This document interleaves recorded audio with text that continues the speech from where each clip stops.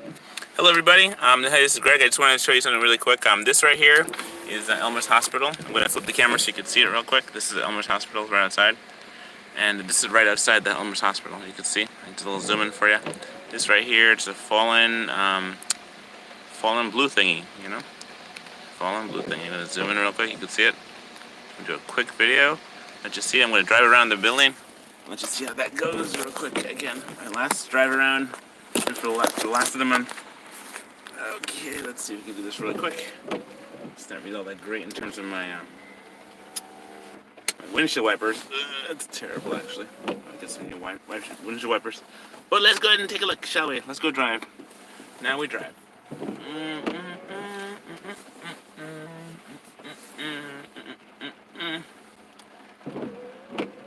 Probably make it faster. Let's see if it goes faster. Make it cleaner. Car right there. Here. Alright, and so we're going to take a left turn. Here we are. Okay, so here's the hospital. And Elmhurst Hospital is right there. So it's pretty much, as before, like I shared before, it's nothing going on. They said that today the Comfort left. The USS Comfort left. And can't really see much. Comfort has left, and here we have the hospital again. And again, it's all...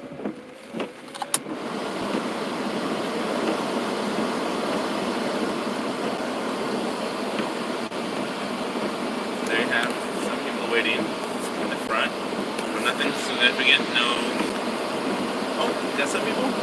Nobody in the waiting room. Still nobody in the waiting room. Alright. I'm going to circle the building. I'm going to go home. I'm going to talk to you as I drive.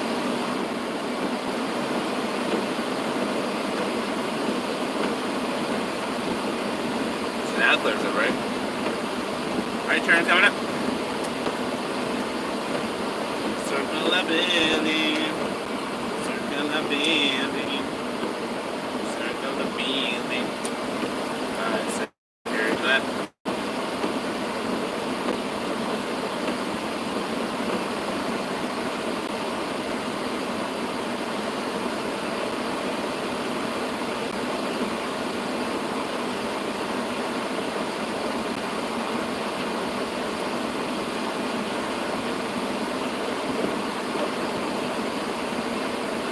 Let's go.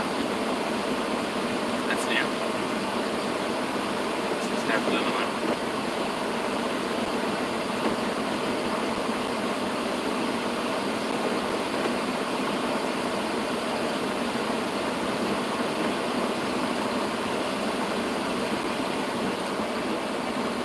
Alright, let's get out of here.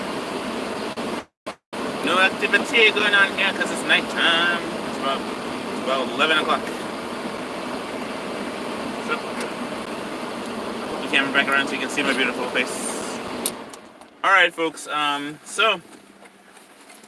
it's been a day, long day at work.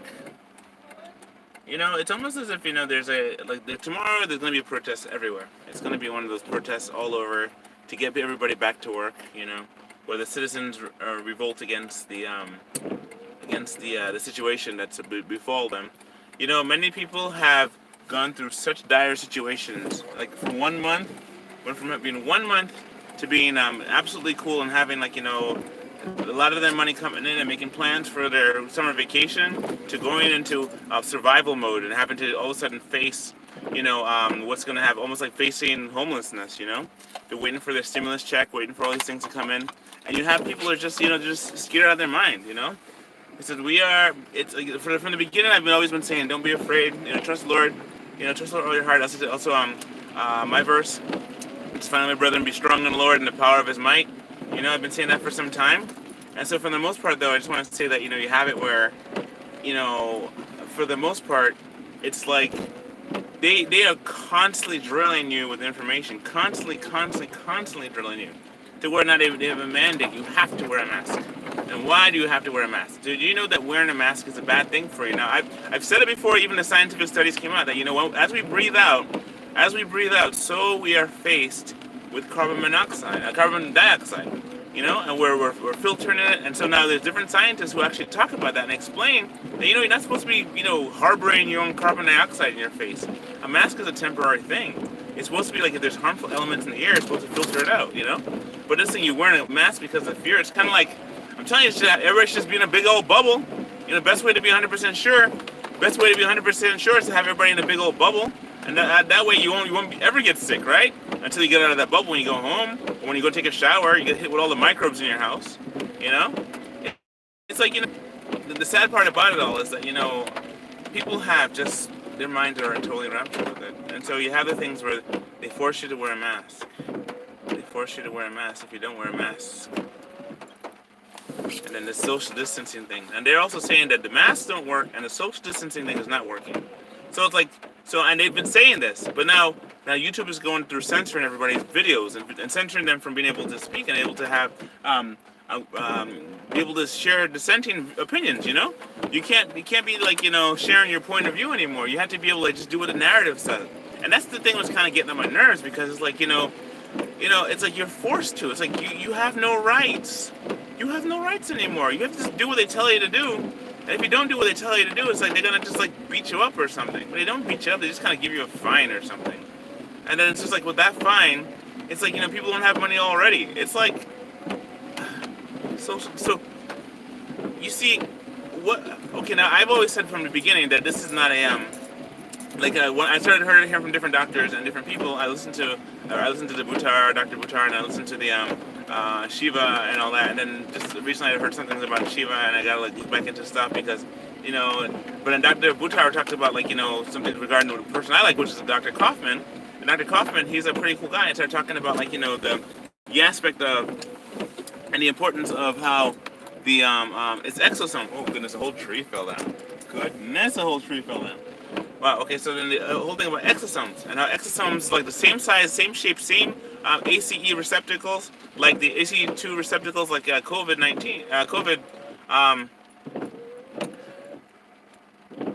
CV bug. And so what happens is like you have it where these things are like you're faced with these information, you're faced with this different, and they're saying that the exosome comes from when your body is suffering an injury.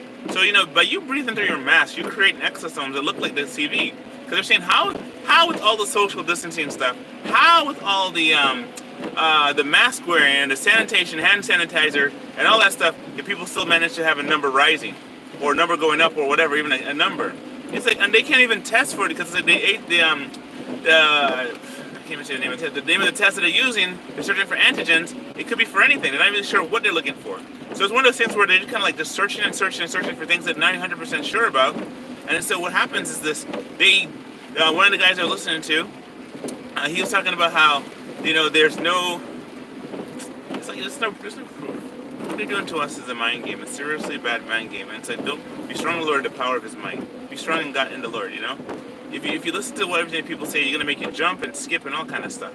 Jump and skip and run for your life. And the bottom line is that you have to just be strong. Be strong, because you know what? If you listen to everything people say, you're just gonna like that. There once a story about a man and his son and a donkey, right? And so what happened was that the man walked into a village and he had his son riding on a donkey, right? It's like his son, who was a young kid, maybe maybe like 10-year-old or something like that. So his son was riding on the back of the donkey, and it was fine. So as he's walking, the people in the town started yelling at him and says, "Hey, you guys are so dumb, and you're so mean. How you have a little boy so strong there, and you old man being so old? Why don't you ride a donkey and then have a little boy lead a donkey?" So what happened was like he did that, and so after that, he went to the next town. As they're walking through, the little boy was leading the donkey through the town. He says, "How are you being so cruel? How is it you being an old man making a little boy control a donkey like that?" He said, "What you should do? You should both ride the donkey at the same time." So he got onto both the man and the son got onto the top of the donkey, right on top of the donkey, on the donkey's back, and they began riding to get to the next town. And as they were going to the next town, the donkey was like starting to break. The donkey didn't like that, the whole fact that it was being so much weight on its back.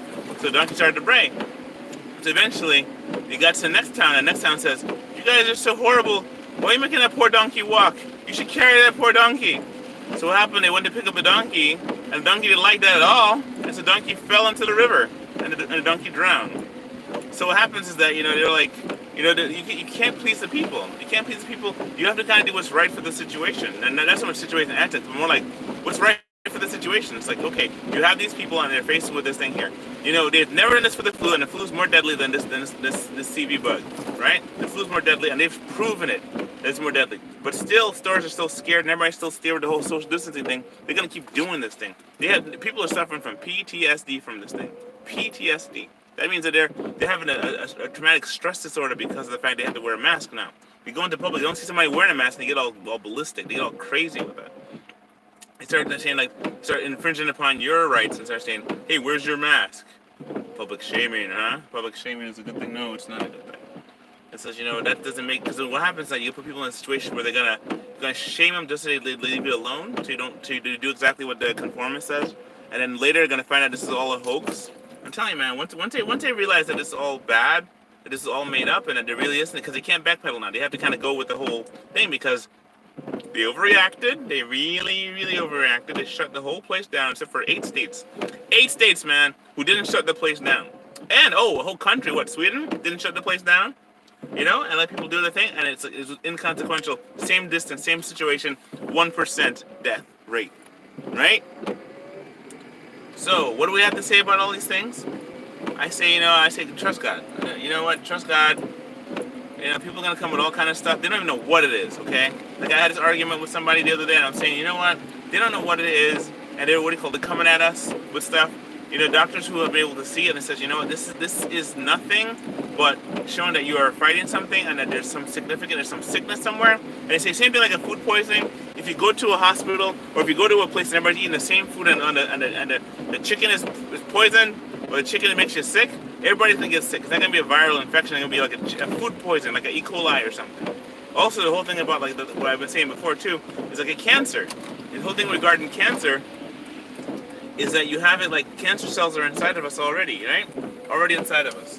And they're waiting for something to trigger us, and that's been the interesting point that I've been hearing about, that, with sicknesses come, and our body does this thing where for the whole year we're storing up all kind of toxins. So when we start shedding our toxins, we start sneezing out our toxin, people think that we have some kind of cold. Well, no, our body's cleansing itself, because that's what our body does it very well, cleanses itself, it makes ourselves better, where we get ourselves all cleaned out. Now we're better to handle more situations. Our immune system works by getting down and dirty. That's how our immune system works, And how it works, by getting sick, we get better. By getting sick, we get better. That's how we do it. But the thing is, like, by people distancing themselves, by poisoning their liver with all these sanitation stuff, these hand sanitizer things, and then they're just giving it to their liver, overdoing their liver and stuff. Not to mention they're not breathing in and giving yourself exosomes. All of a sudden you're going to test positive for this COVID. And then what happens, you're like, oh no, I got test positive, I must have caught it. And you start saying, well, who did I catch it from? And you realize that it's your own body that's giving you the symptoms. Because they're not looking for a specific DNA thing. That's what it was. That specific DNA, they're looking for an RNA. And the RNA can be anything. Anything with the RNA. Anything with the RNA. And so for the most part, though, what I want to say is that, you have the scenario, you have the situation, you're looking at this thing here, and you're trying to be objective as possible. They said there's like three different types of people. There's the people who obey the law, right? There's the obey the law people who just listen and whatever the law says you do it, which is, for the most part, it's good to obey the law because, law keeps everything in check. Then the next one is like the people who are kind of like, they don't want any trouble, so they do what the law says, or what the people around them who are enforcing the law says. I'm not saying the law, like you fight the cops and all that. I'm just saying that there are people who are, there's this. You just understand this thing is not constitutional, okay? This is not a constitutional thing. They're violating a constitutional right. We have to assemble, right to meet. And here they are busting up people in the streets, trying to have a funeral. They come in and busting them up, a religious funeral. And the sucky suck mayor of yours and the sucky suck governor of yours, they are doing their best to make sure people are stressed out. So you know what? I'm telling you, I don't know what's the future for New York City anymore. If it's gonna still be the big old giant Big Apple with all this, it's gonna be like California East Coast, California East Coast, New York. That's what it's gonna be with all the stupid laws and stupid requirements. So there's three types of people. One is those that obey the law types. There's the ones that don't bother me, please. I don't make stress. Just I'll do whatever you tell me. Just don't believe no matter what the law says. So they can say whatever, and they're not gonna believe it because they realize that they've been lying so much. They have lied to us so much, and they've broken all kind of rules on us.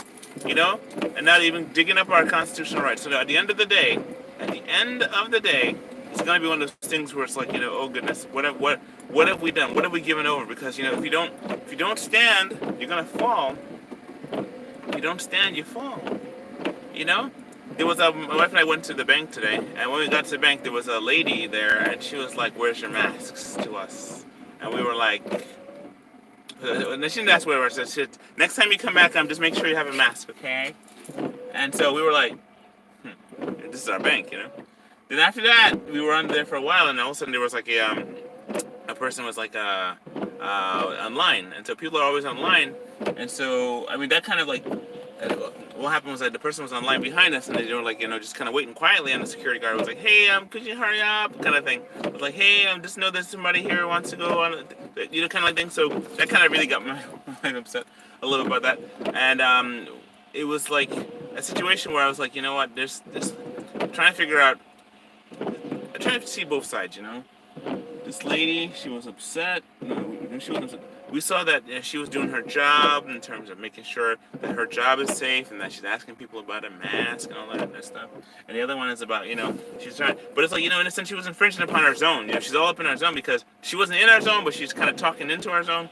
And we didn't like that because it was like, kind of messed with us because what happened was, we're trying to do something here and you're just kind of like harping on us, And so you should really just kind of keep your distance, just stay away, don't bother us, kind of thing. We're not bothering you, But at the other side of the fence, though, there's at the other side, you have it where it's like, we're trying to make sense of this whole thing.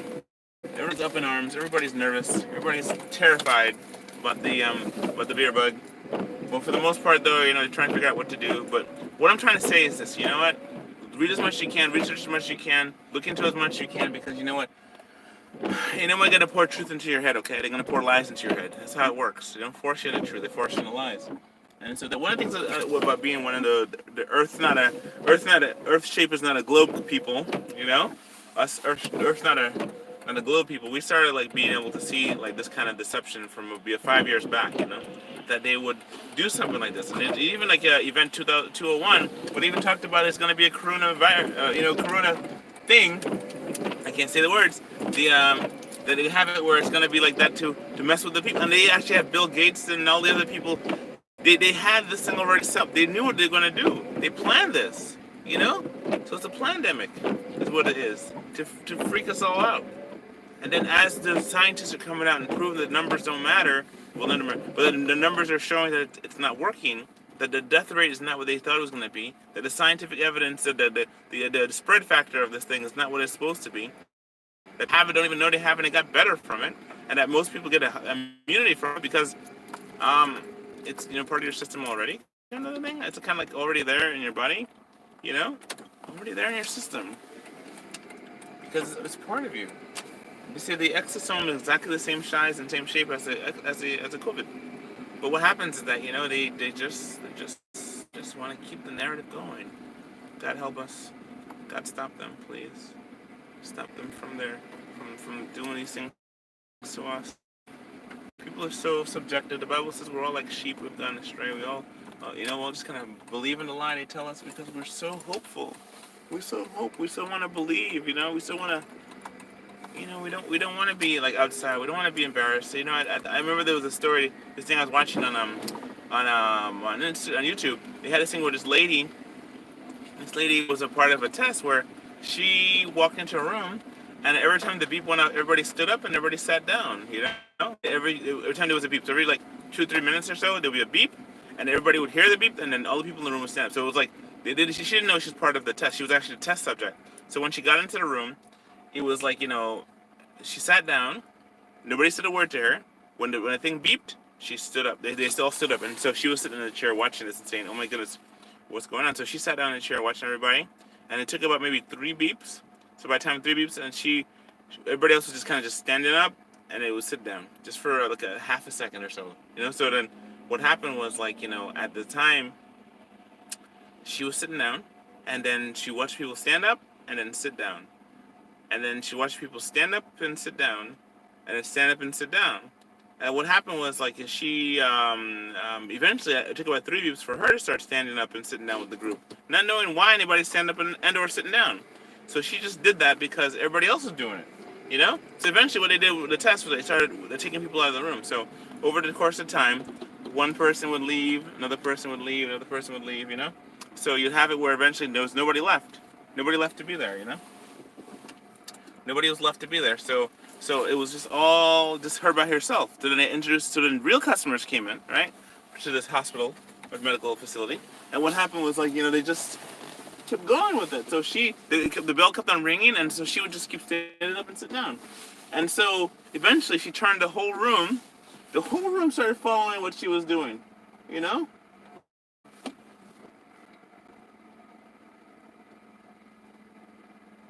The whole room was following what she was doing. Why? Because it's like, so then eventually they explained to her, said, they say, why did you do that? Why were you doing the thing that everybody else was doing? And she said, well, you know, I just saw it. He said, I just saw it. She said, I just saw it, and it was like something that everybody else was doing. And so they said there's a thing where we just follow the leader. We are like sheep. We're just like sheep. It takes a great deal of effort, to go against the crowd. Now, to go against the crowd for any reason, you know, just to be obstinate is nothing. But because you have a good reason, the reason is that you know, that the lie is so severe that they want you to keep you subjected. They want to keep messing you up, because as long as they have power over you, they can do whatever they want with you, and there's no problem.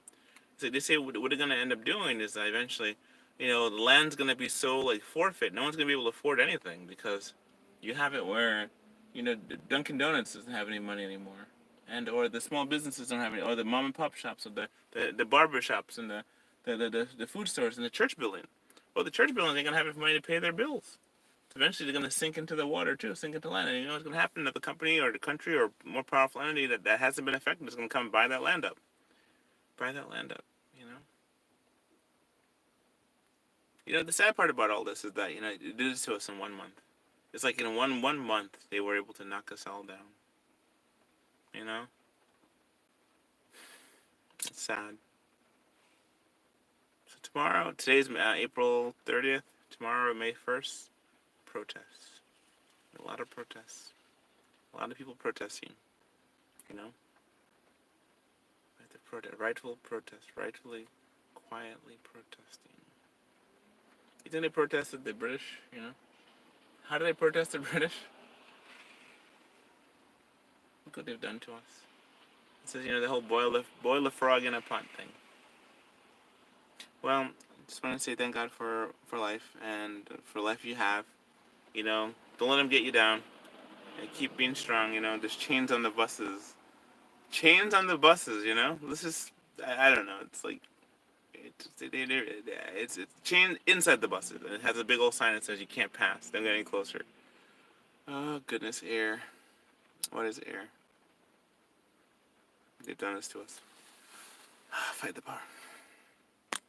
Have a good night.